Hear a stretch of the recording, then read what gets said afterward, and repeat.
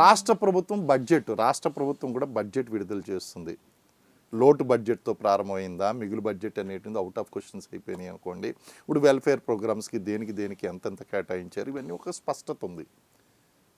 ఒక విద్యార్థుల విషయం దగ్గరికి వచ్చేసరికి, ముఖ్యంగా ఈ ఎగ్జామ్స్కి ప్రిపేర్ అవుతున్నటువంటి విద్యార్థుల దగ్గరికి వచ్చేసరికి ఏమాత్రం కూడా క్లారిటీ ఉండకుండా, మరి ఏ సంవత్సరం కూడా మనం బడ్జెట్ మిస్ చేసుకోలేదు. అక్కడ యూనియన్ బడ్జెట్ కానీ స్టేట్ బడ్జెట్ కానీ ఏ సంవత్సరం మనం మిస్ చేయలేదు, కంపల్సరీ అక్కడ పెట్టుకున్నాం. మరి జాబ్ క్యాలెండర్ ఎందుకు మిస్ అవుతుంది? Job calendar is very important. ఎందుకంటే దాంట్లో ఒక స్పష్టత వస్తుంది. ఏ డిపార్ట్మెంట్లో ఎన్ని వేకెన్సీస్ ఉన్నాయి, ఎప్పుడు నోటిఫికేషన్ విడుదలవుతుంది, ఎప్పుడు ముగింపు తేదీ, ఎప్పుడు జాబ్ ఆ యొక్క రిటన్ ఎగ్జామ్ అనేటువంటిది ఉంటుంది అనేటువంటి ఒక షెడ్యూల్ వస్తుందండి. దీనివలన విద్యార్థులకు ఒక ప్లానింగ్ అనేటువంటిది ఉంటుందండి.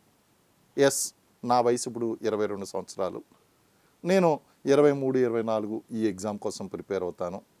లేకపోతే 25 సంవత్సరాల లోపల నాకు ఈ ఎగ్జామ్స్ ఉన్నాయి కాబట్టి 1-2 నోటిఫికేషన్లు వస్తాయి, నేను వీటికి ప్రిపేర్ అయ్యి లేదంటే నేను ప్రైవేట్ ఉద్యోగానికి వెళ్ళిపోతాను. ఏదో ఒక ప్లానింగ్ ఉంటుందండి.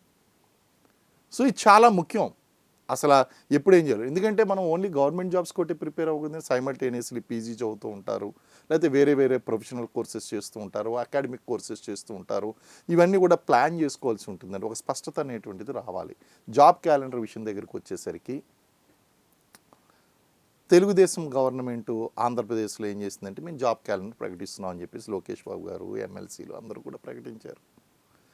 అటు డిపార్ట్మెంట్స్కి కూడా సూచనలు ఇచ్చారు. మీరు రాబోయే ఇప్పుడు వరకు ప్రస్తుతం రిటైర్మెంట్లు ఏదైతే ఉన్నాయో, వేకెన్సీలు ఏదైతే ఉన్నాయో ఆ వేకెన్సీ వివరాలన్నీ మాకు పంపించండి అని చెప్పి.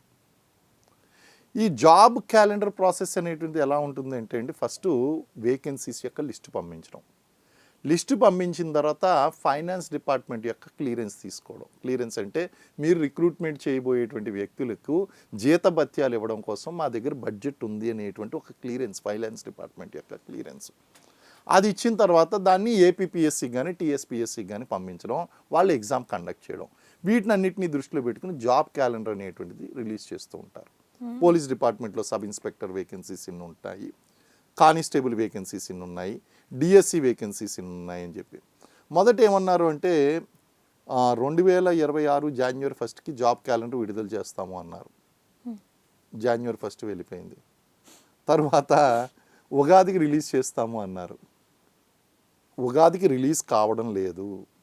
చెప్పేస్తున్నాను 100%. నేను ఇప్పుడు చెప్పేస్తున్నాను, నేను ఉగాదికి జాబ్ క్యాలెండర్ రావడం లేదు అని చెప్పేస్తున్నాను నేను మీకు ఇప్పుడు.